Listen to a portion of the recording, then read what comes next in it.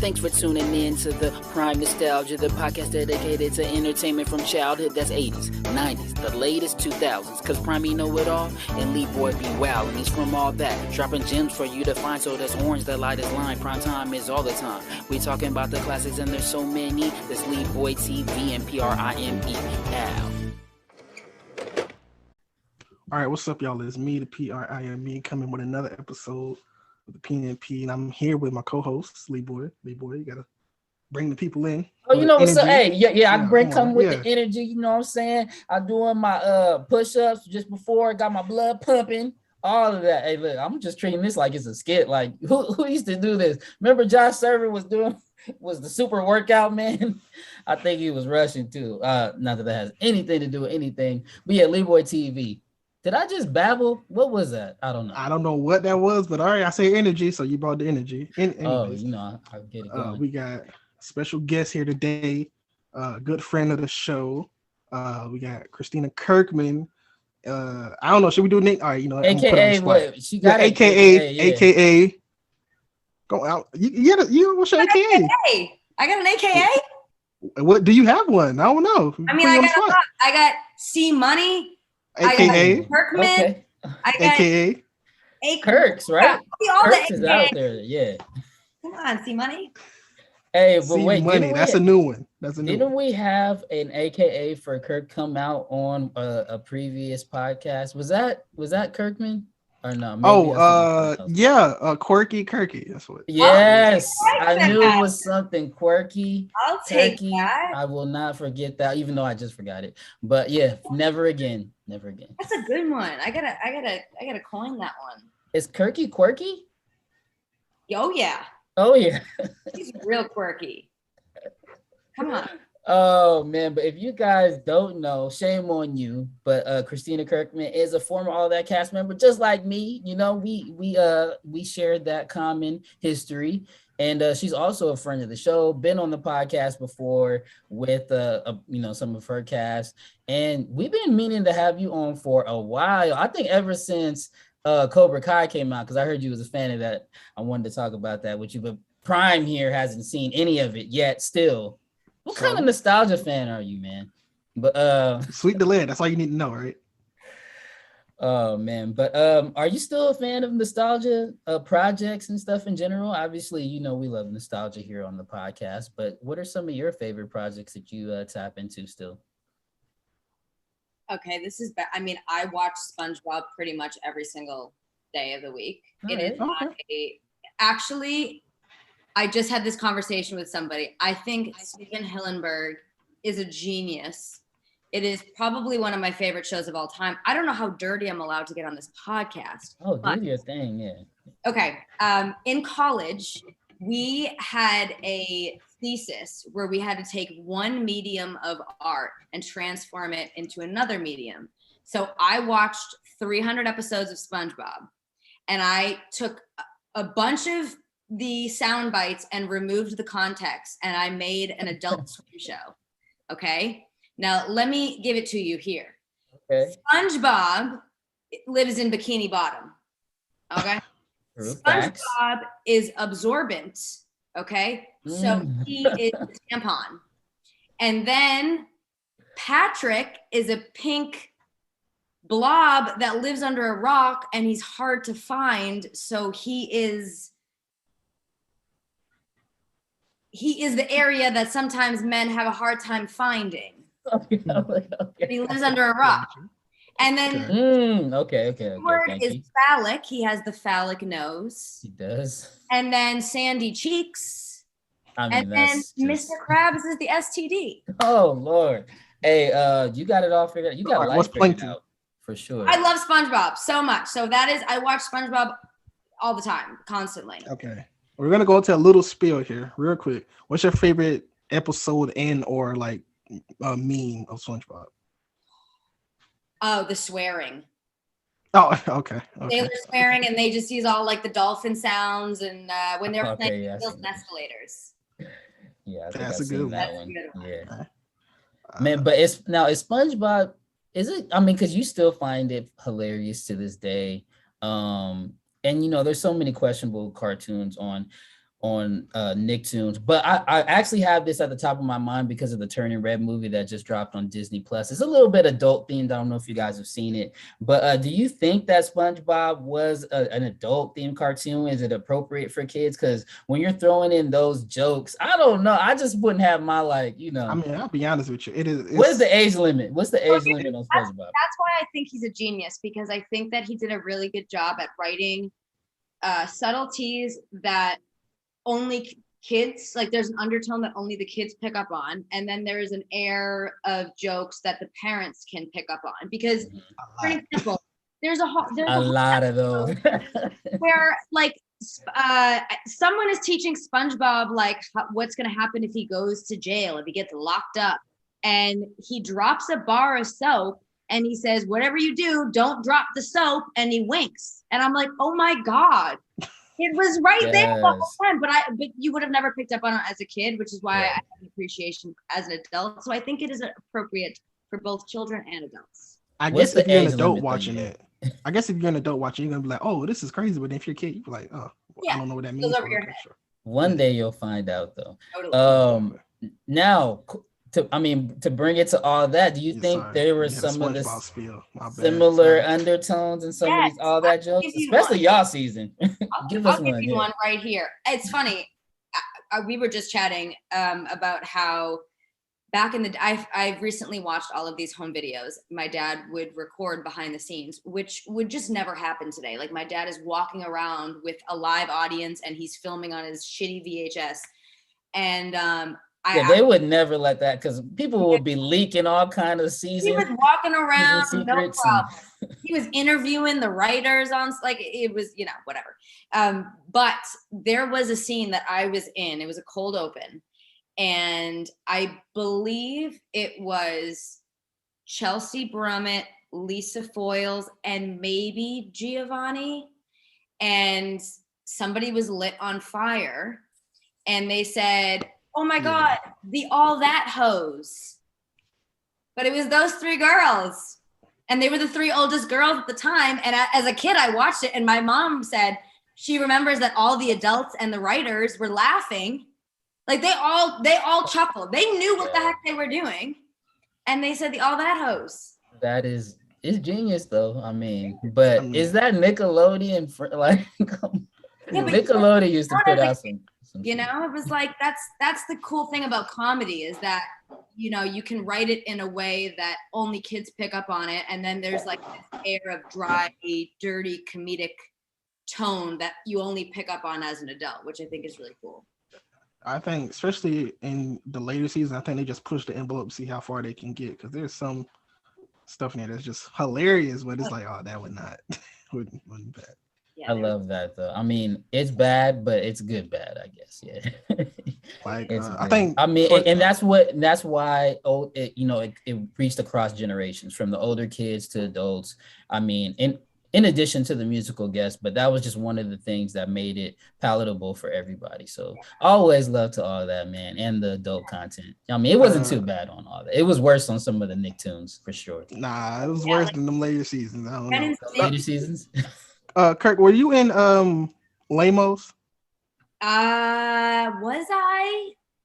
No, I don't think I was. I was in Zords, and I was confused those. But Lamos was, and they had Lamos, yes. They had I think, who had the stuffed butt? Was it Chelsea Brummett? Chelsea. Yeah, she had the Kim K booty, and she would that was her superpower. She would knock people out with her butt. I think Colt had the sprinkler. He was like a sprinkler or something. I can't remember. It was a lot of crazy things. Do you have a favorite skit or a favorite character? I liked playing the Frozen Head from the Unreal World. They actually had me. Before I did that voice, I had to do a really, really deep voice. I had to watch Aladdin. What is the bird's name in Aladdin? Yeah. Yeah. I remember the writer dropped off the script and then a VHS to Aladdin and said, we want this voice. And I remember being at the time, my voice wasn't this deep. I had this super high pitched, annoying voice, and I was And like, well, you were like one of the youngest cast members, but we'll talk about that. But yeah, you were so young. yeah, I was like, damn, I gotta make my voice this deep. And I remember I lost my voice for like 4 days after that. But that was fun to shoot because it was just, I had, you know, the frozen head and I was just shot in the freezer. I also really liked playing, oh my God, Squats from the Celebrity Chef. That was the longest hair and makeup. I think collectively it would take me about, I think I would be in makeup for 5 hours because I had all of the scabs. They had to do full body makeup on that. And that was so funny because it was me and Kyle Sullivan, and Kyle Sullivan was the king of always breaking character and swearing. And like, he would always, like, I had to eat disgusting things during that character. And he always decided to like mess up or break character when I was like in the middle of eating something disgusting, and like, we'd have to do it 1,000 times. That was the most fun. We also would do that a couple times with a live audience. So I think those were my 2 favorite. So being in front of the live audience or recording on the, you know, on the private days, what was your preference? And because I know mine, but it was just interesting to have that live audience element. You know, you're not going to get that on all TV shows. But you know, some of the great comedies and sitcoms had it, especially in that era. But I don't think it's not a big thing now. But I loved my first ever live audience was Sunshine Sally, and I actually had to throw a book through the window. It was me and Lisa Foyles, and you know, they had this sugar glass, and I kept throwing it and I couldn't break it. And I probably threw that book 20 times, and you hear everybody on set being like, oh man, reset. And then finally I broke it, and I broke character, and I went, yes. And I immediately, like, my mom watching behind the camera, everybody was excited. And then when you broke character, everybody was like, oh man. And the live audience lost it. And but once I got over that hurdle, I loved live audiences. It was so much fun. You can't have that energy when you're just filming with just a crew, you know? So I really liked live audience. That footage is somewhere, by the way, because I have seen I've seen the many times that it took to, so that's probably like in the blooper episode or something. I don't know, but yes. I think it is. You know, I have a little question because I've seen that you posted this recently. Okay. You know, our other friend of the show played a character on the show, and you like took his. Yep. When he left, you kind of took his role. Yep. And I'm gonna see, Leeboy, do you have any idea of who I'm talking about? I think it's Brian. Yes. Okay. Yeah, I mean, I wouldn't guess that, but I literally read it. You know, I'll be doing a little bit homework. I don't step in here without, you know, doing a little homework. I say Christina. It said Christina took his whole spot on the cast. I was like, damn. As soon as he left the show, Christina. She didn't take his. Yeah, I didn't really, spot, you know. Yeah, they trying to his do the character. Online, but I took his character. Character. She took a little fetus. Oh, she did? Oh, no. But I was a little embryo. A little embryo, yeah.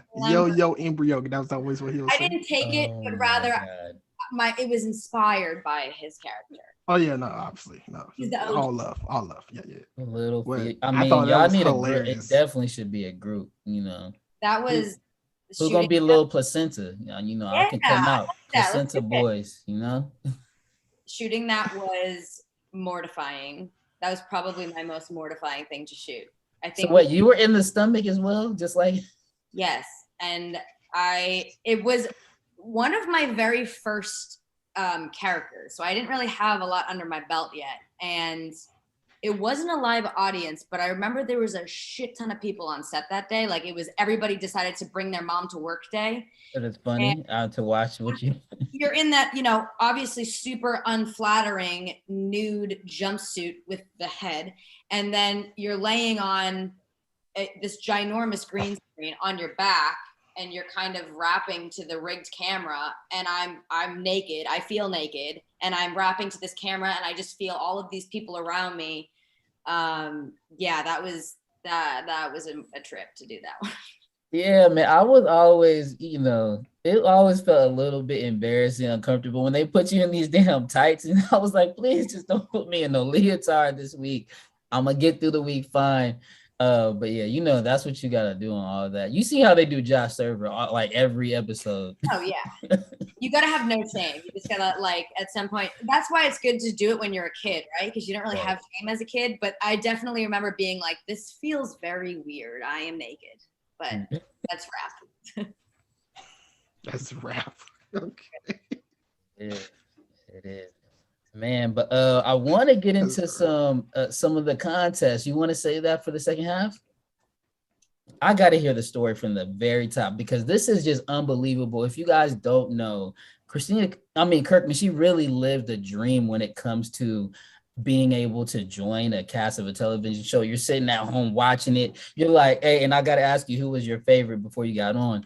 But yeah, you're sitting at home watching the show. You're like, I want to be part of this. And you weren't even, or were you in the industry or did you?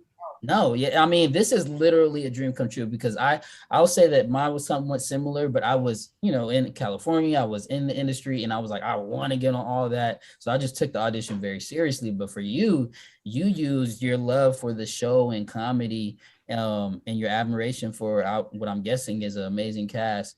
Because you have to like all the predecessors before you, there are just so many classic acts on all that, but for you to really hop in the game based on that, I think is just incredible. So kudos to you for getting at 9 years old. How old were you? I was 9, just turning 10. Man, is that the youngest? Because I was 10. Yeah. You might have been the youngest. Amanda, I think, was around that same age too when she first started. We'll have to look it up. We have to see who's the youngest altogether, but you did it though. That's crazy. Oh, yeah. So, we're going to go to the break real quick because we got to hear that Are You All That story directly from Christina Kirkman. She's got the tea, y'all. And I'm telling you, there's a couple moving elements in the story you're not going to want to miss. But Christina, can you give us a song that you would like to hear on the break? Any song in the world. Any song in the world? Yeah, just, it's your favorite. I don't know. Something came on all that. Who's your favorite musical guest on all that? I was gonna say "Goodies" by Sierra. That one's always goodie for me. That's the song. You guys are doing nostalgia. I'm gonna go with "Goodies" by Sierra. That's what I want to hear. All right, look, you called it right here, "Goodies," and we'll be right back after the break.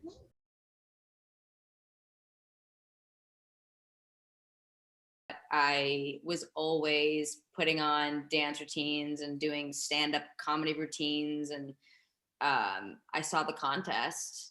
And it was for the funniest kid in America, and the winner was going to be on all that. And I remember I just turned to my dad, both my parents are like so encouraging and supporting. And my dad was really the big influence in my life with comedy. Growing up, he showed me all the Jim Carrey movies and Adam Sandler, and he's the one that really got me into loving comedy. And I turned to him and I said, I'm going to do this and I'm going to win. And he said, great. And without a hesitation, he went down in the basement, grabbed the VHS. We looked at the directions and we recorded the first tape that night. And I think it went from, I know it was at 10,000. It was in America, but then there was a couple other regions that they accepted auditions from. So it was 10,000 people auditioned and I didn't think anything of it. I know they were doing live auditions in California, assuming that all of those kids were child actors or trying to get into the business. I was just this like regular kid in Melrose, Massachusetts. And I was like, all right, let's do it. And we recorded one. And I think the sides that were given to me, it was titled Meeting Jay Leno. And the funny story about that is I didn't know who Jay Leno was. So I read it and I said, Ma, who's Jay Leno? And the first person I ever met in Los Angeles was Jay Leno. I met him at Bob's Burgers 2 days after I flew out to California for the first time. He was at Bob's Burgers with his whatever nice car he was driving. And my mom said, that's Jay Leno. And I got a picture. Leno. Yeah, that's Jay Leno. And I got just casually. Yeah, Jay Leno. Yeah, okay. And so I did that scene. And then I had to do a couple of improvised scenes, one of which I did SpongeBob. I did some rapper. It was like some rapper that was also a break dancer, but like, I don't know. I just made these characters. And I got a call that I made top 50. And I was like, holy shit. And I remember my dad got the call and we just screamed and we just ran around my house. We got top 50. And then from top 10 on, they were going to be airing them on Nickelodeon, I believe, every Friday leading up to. So we went and had a viewing party, and this was going to go from top 50 to top 10. And I reached top 10. And I was like, oh my God, like there's a shot that I might actually get to California, because top 5 was going to California. My mom gave her job a heads up. Hey, there's a possibility I might have to go to California and whatever. And then I made top 5 and we all flew out to California. It was my first time ever in California. I think Taran Killam actually was the one that met us at the airport and interviewed us, and Pickle Boy was there and a bunch of other characters were there. And yeah, and then we got to sets, and each of the top 5 members was paired up with a cast member on all that. So I was paired up with Jamie Lynn Spears and Lisa Foyles for Trash and Fashion, and Taran Killam. And when we were, I was never shy, as I don't think I have ever been shy in my whole life. That was the first time I got very shy. And we were doing rehearsals, and I just froze. I mean, there was all these lights on me. I had never been in that situation ever. There was, all these cameras, and I really, really became shy and guarded, and I just did horrible. And my mom now tells me later on that everybody on set was kind of like really surprised. And my mom pulled me aside after, and she said, listen, if you decide you don't want to do this and you want to go home, we'll pack our bags and go. But I know how good you are. At least just give it 1,000%. And no matter what happens, at least you gave it 1,000%. And she said, don't care about whatever anybody thinks. Just go out there and do what you do when we're at home. Just be yourself. And I went out there and I nailed it. I just went out there and I pretended like I was in front of my parents. And I remember Dan ran down and gave me a big hug. And I just knew, like, okay, I did it. That was it. That's all I could do. And then we were backstage and they were going to announce the winner. And there was a couple, I think there was 2 other people in the top 5 whose name began with a K. I think it was Colton and Kendra. Kendra, yeah. And it was like the longest, like, Taran was up there doing his whole theatrical, like, and the funniest kid in America is, and I just remember blacking out. And I remember hearing a K, and then I remember some PA grabbing me by the wrist, yanking me on stage. And if you've seen the video, I walk out and I go, thank you. Like, my arms are by my side. There's all these kids. They're dropping balloons. You got Amanda, I think Josh Peck, Nick Cannon, everybody's freaking out. I'm like, holy shit, my life just changed. What the hell happened? They picked me up, and then I got off the stage and I had my first interview. And the reporter asked me and my parents, like, what are you going to do now that your kid's going to be on, like, the #1 kids show? And my parents said, we're going to keep her very grounded. And I said, you're going to ground me? And then that was it. And then that was just like the beginning of my life completely changing. I had a call. I was a competitive gymnast at the time. I had to stop doing gymnastics. My mom up and quit her job and moved out with me, and my dad stayed home, and we just made it work. And it was the most fun I have ever had in my entire life. I never for 1 second thought I was working a job. I just thought that I was showing up to this playground with a bunch of my homies and just making people laugh. And that was it. And I became so close with everybody. Jack DeSena in particular was my go-to for everything. I followed him around like a sad puppy. And Jamie Lynn Spears.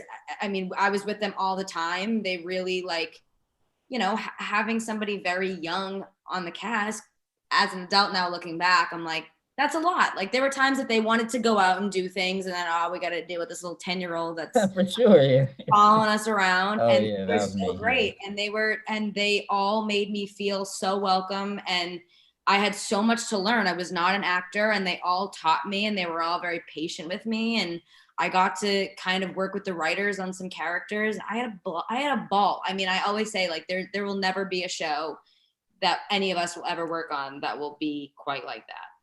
I agree. I mean, and that's a big motivation for me, like exiting the game when I did, because I was just like, am I ever gonna reach the peak of what I did? Like that was the most classic 90s show, and I really, it was hard to find motivation after that. But yeah, I tried, and people wonder and speculate all the time about the atmosphere of all that. Like, was it fun and what we did? Like, but you described it as a playground, just showing up, and with so many kids on your cast too. I think although you were the youngest, I think the age was maybe a little bit different than it was on my cast.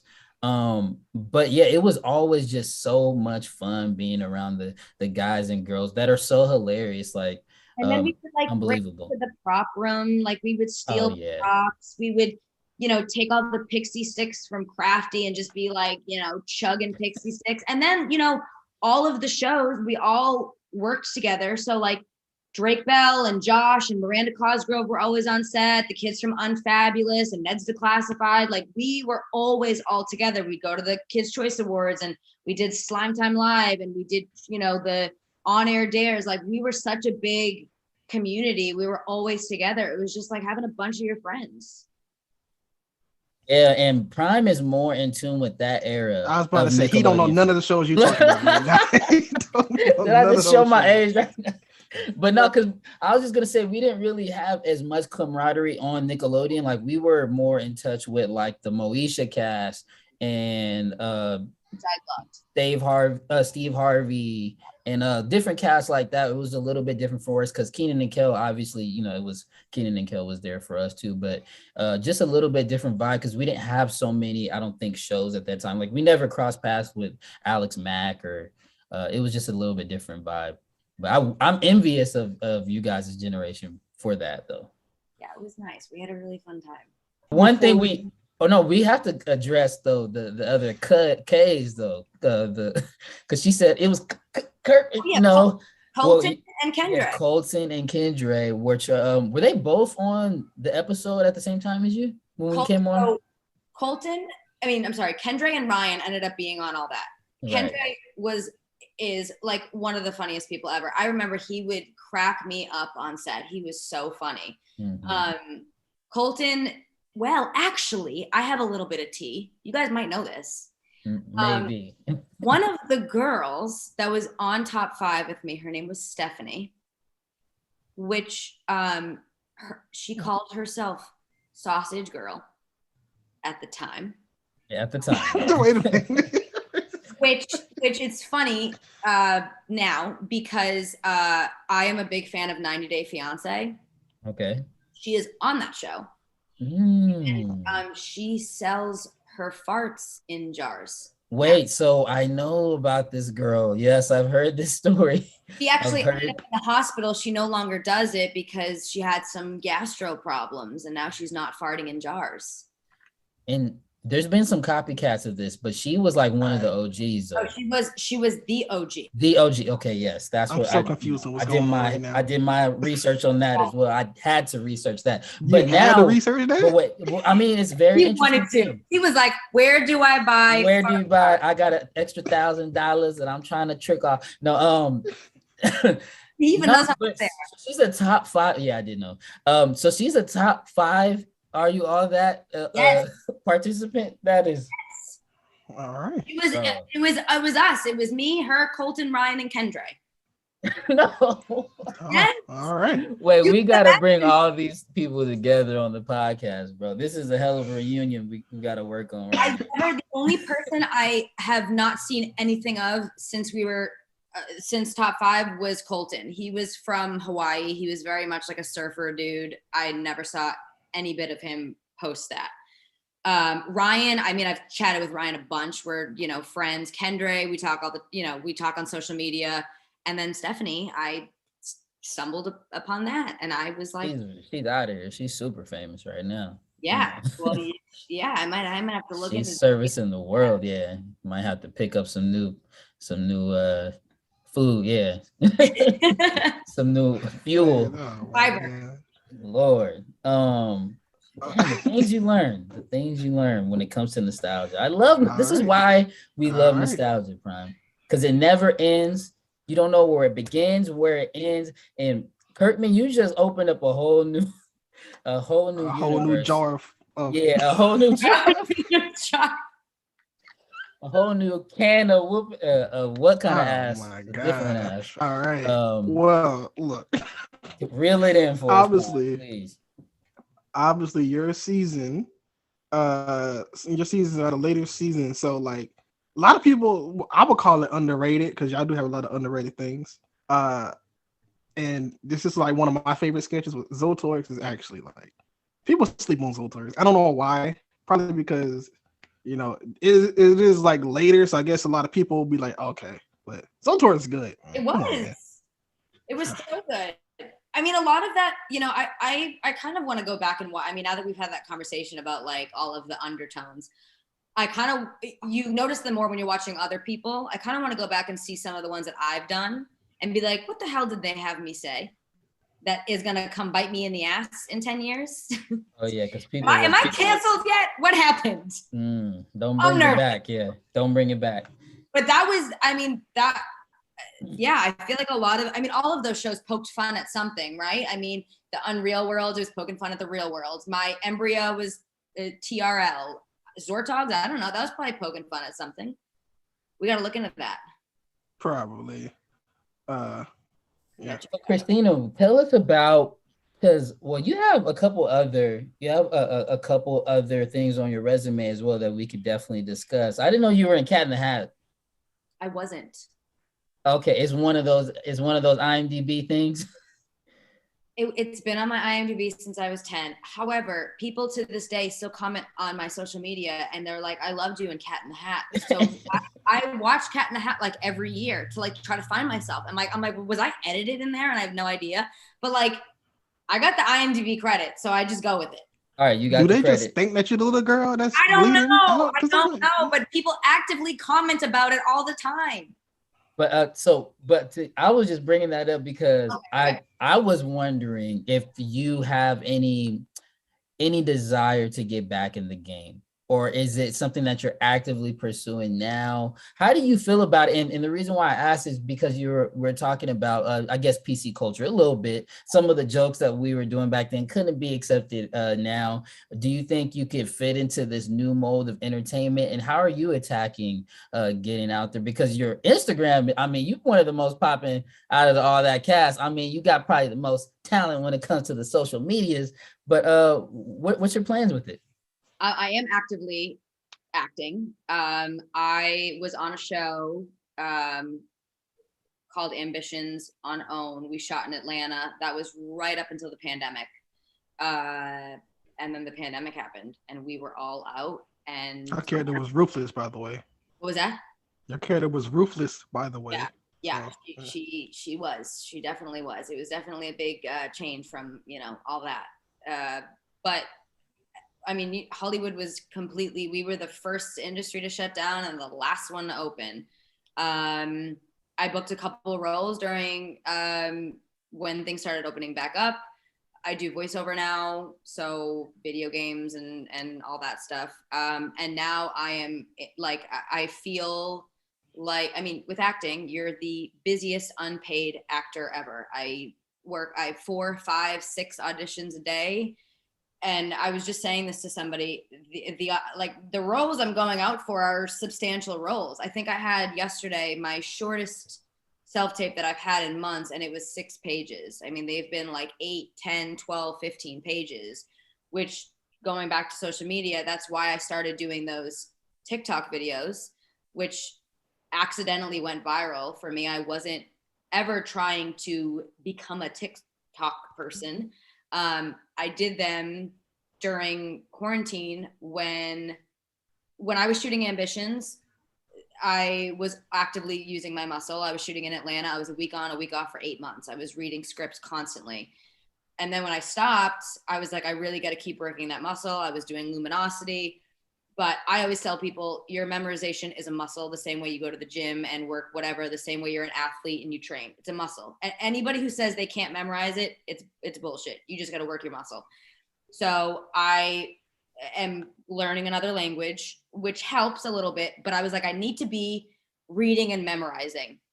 So I like, for real, read and memorize the back of shampoo bottles when I'm in the shower, the back of Cheez-It boxes when I'm eating, like whatever I can memorize. And then TikTok happened and I'm like, this is so great. This is going to be such an easy way for me to tackle this. So I would try to find the hardest monologues or scenes of movies and TV shows and memorize them.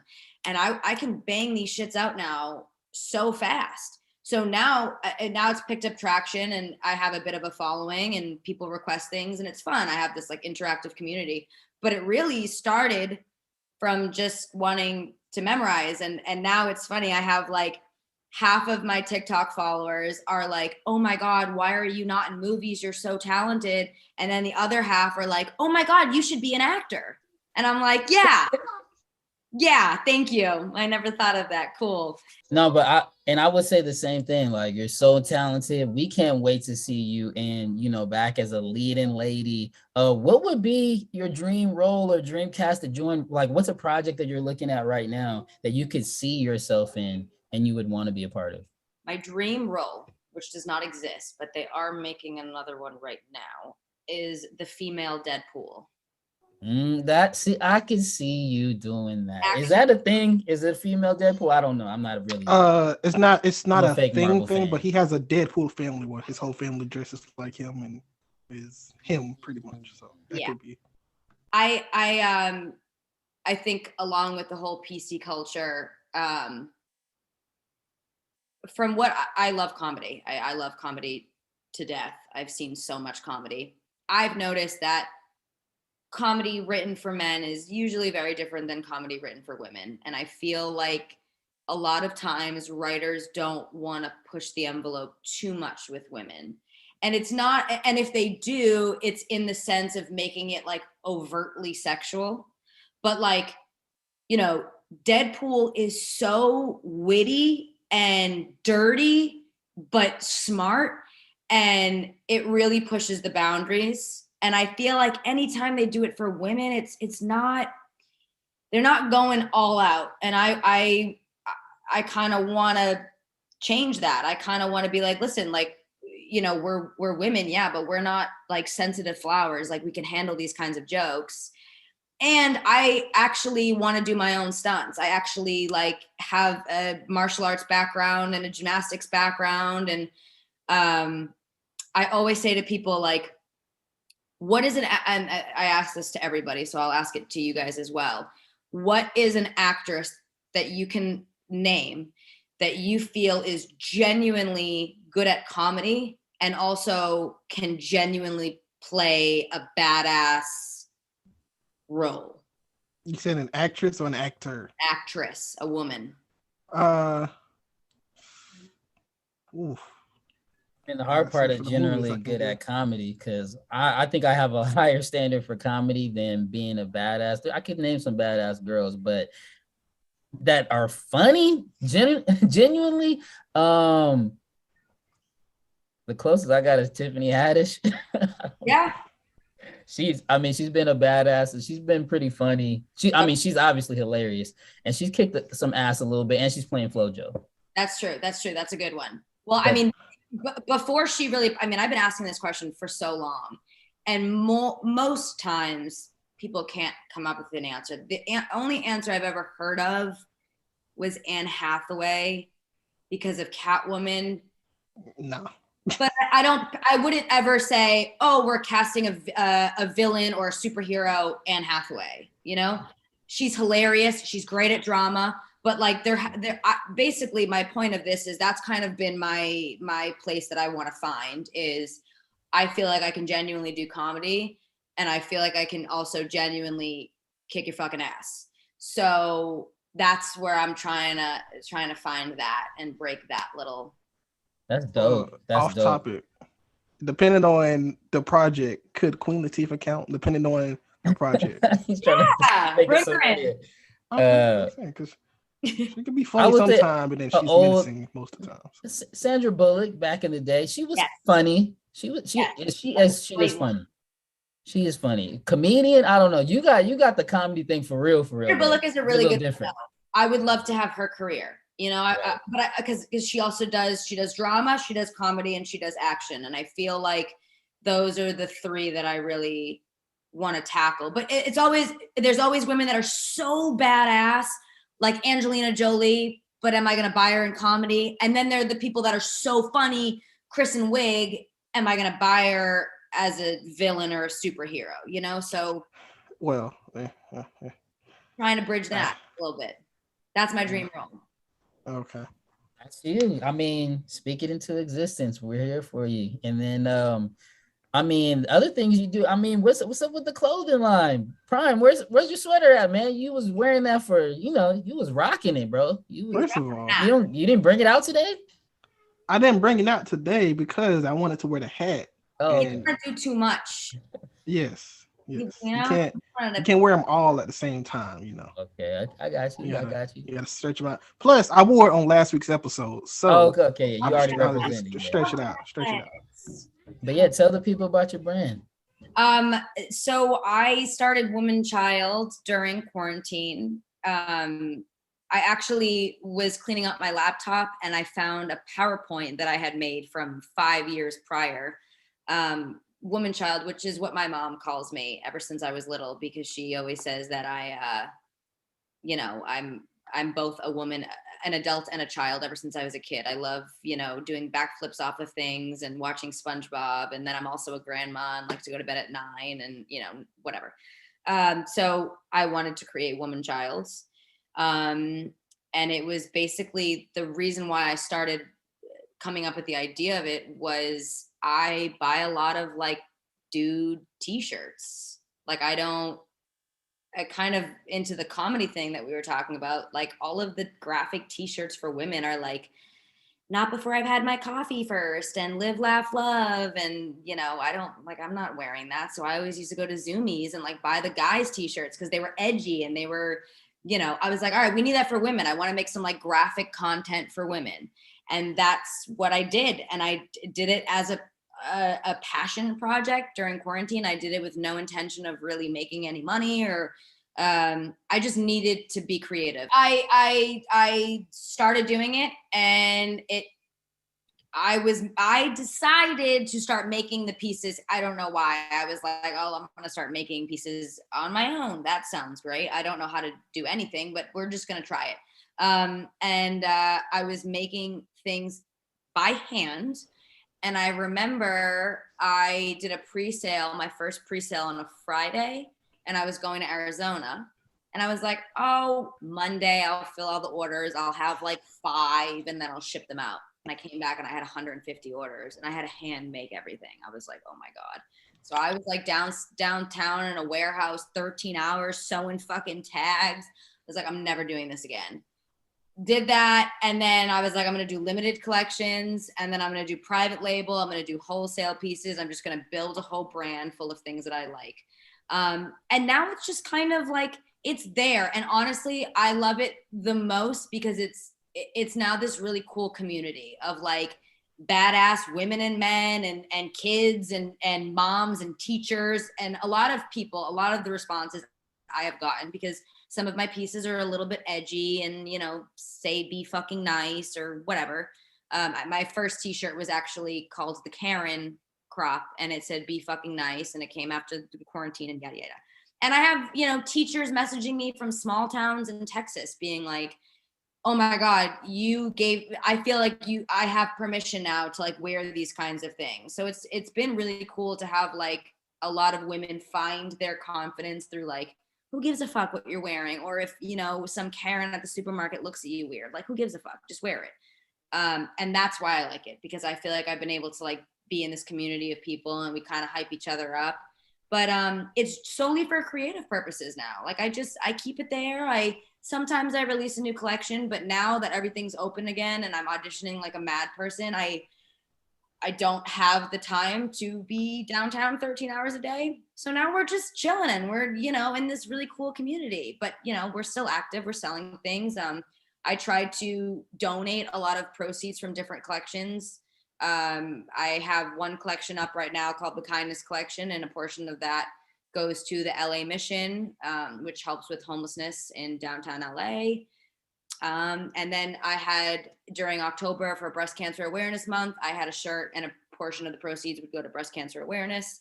And we're just trying to make a change, make a difference out here, I mean, it has an undertone of women empowerment, and I don't know if we mentioned it while recording that we're sort of here because it is Women's History Month. We want to highlight some of our friends and castmates that have been on Nickelodeon. That's part of our community. But how much is women empowerment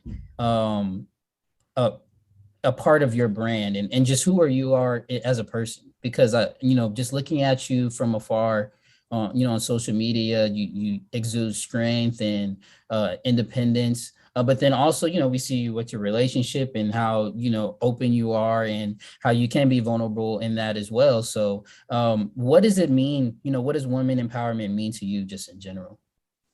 I struggled with this for a while. And solely because I didn't always growing up have the best experience with girlfriends. And naturally, as a young girl and an impressionable girl, that kind of alters your perception of female empowerment. And I remember for a very long time always being guarded around women, because women can be very cutthroat with each other. And I think that's why women empowerment is so important. Men, I feel, aren't really like that with one another, but women, there's so much, there's so much competition and jealousy and just so many things that we go through, understandable things that we go through. And I think I've cracked the code of how to really embrace woman empowerment and lift each other up. And you have to be okay with yourself. And I think there's a lot of women who want to be like, yes, queen, female empowerment, yada, yada, yada. But but then behind closed doors, maybe they're not so kind when speaking about women. And I find the only way to do that in everything, just being supportive of one another, is to really be okay with who you are and being confident in who you are. And that's the energy that spreads. And that's the energy that is real. And I go to I live in Los Angeles. I'm not an influencer, but I those lines blend in Los Angeles. I have a lot of friends that are YouTubers or influencers or photographers, and we kind of all go to these events, and you get a slew of women. You have the actors, you have content creators, yada, yada, yada. And those events are so intimidating. You go and everybody's kind of on their phone and everybody's checking one another out and taking their photos. And I remember I went to one for a very well-known brand, and it was my first time going, and it was at a nightclub. And I was like, here we go. I'm going to go and dance. And I remember I showed up, and my girlfriend, who's gone to these events many a times, me and my girlfriend were the only two people dancing. And all of the women were like, what the fuck are you doing dancing at a nightclub? This is not how it goes.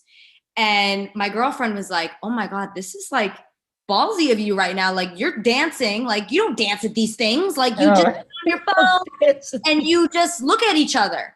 But once we did it, a bunch of girls that normally looked like they would not have engaged started coming forward and dancing and putting their phone down and like hyping each other up. And that's kind of what like my goal with Woman Child is like, sometimes you gotta be the leader of it, like I have struggled with insecurity my entire life. I still have insecurities. We all do. Anybody that says that they don't is full of shit. But I have come to a place now where I'm very secure in myself, and I've embraced my flaws, and I'm proud of everything, whatever.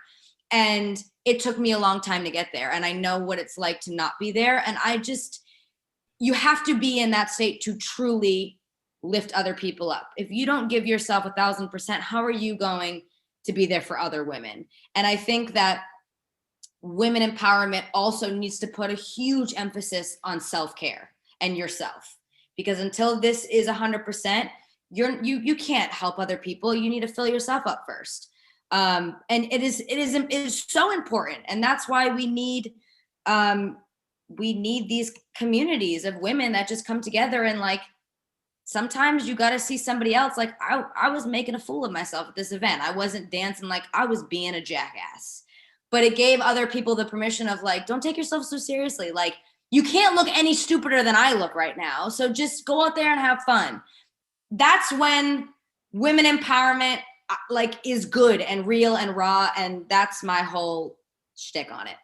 Yeah, I mean, authenticity I think is one of the key things that you mentioned there, because it's one thing to, put yourself out there as the leading feminist or whatever it means to be, posturing as a person that supports women empowerment, but to really live it through, your actions and embrace it through the lens of authenticity. I think that's dope. And I think that's why people love the Kirkster, Quirky Kirky. That's why she's the Quirky Kirks. The Kirkster. The Kirkster. Oh man, that's the first time I heard that one, but okay. Hey, that's how we do on the PNP. We said we started off with AKAs, and are we ending with AKAs? I think that's a perfect time to just ask Kirkman where we can find her. Where you can find me. You can find me on the Instagram machine at Christina Kirkman. You can find Woman Child at woman.child on Instagram. You can find me on TikTok, same thing, at Christina Kirkman. Womanchild.shop. You can find my dog. It's your boy Winston. Hey, your boy. Good page. And that's where I'm at. I'm hanging around. You can, message me. We'll chat. I'm fun. We can go out. If you see me around, say what's up or not. Don't. Find me at home, and I'm going on mute. Find me on mute. LeeboyTV.com. All right. Well, Twitter, Instagram at KVNG Primetime. Follow Prime Nostalgia Pie, and go support Woman Child. I got this little hat. A little hoodie. You do. Get more stuff. Come on. Like we talked about earlier, this hat need some spikes in it. Need to be red or something. Something similar. Something. Let's talk about it. But you got anything else before we get out of here? I got nothing else, guys. Just I got one thing actually that I want to say. Okay. This is important to me and to everybody. I think right now we all need each other right now. Okay, we are the only ones that are looking out for one another.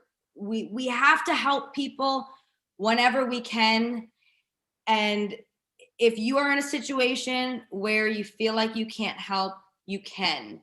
And you don't have to ever be in a situation where you feel like you have everything to be able to help. Whatever that is, whether it is helping somebody fill up their gas tank, or smiling at someone on the street, or acknowledging a homeless family, or buying them In-N-Out, or whatever it may be, please help people. And I feel like social media has brought us together, but it's also made us all feel worlds apart. And we just all need to come back together and be kind. And the whole canceling everybody, let's remove the emphasis on canceling everybody and put all of that energy into fucking helping people and making this world better. As cheesy as it is, we are all that we have, and that is all I have to say. Stop the cancel, start the council. You guys heard it from Kirkman. And with that, Prime Time, come on, help me out, Prime. It's all the time. All the time, we out. Prime Nostalgia. Thanks for tuning in to the Prime Nostalgia, the podcast dedicated to entertainment from childhood that's 80s, 90s, the latest 2000s, because Prime know it all, and Leeboy be wild, and he's from all that, dropping gems for you to find, so that's orange, the lightest line, Prime Time is all the time. We talking about the classics, and there's so many, that's Leeboy TV and PRIME, pal.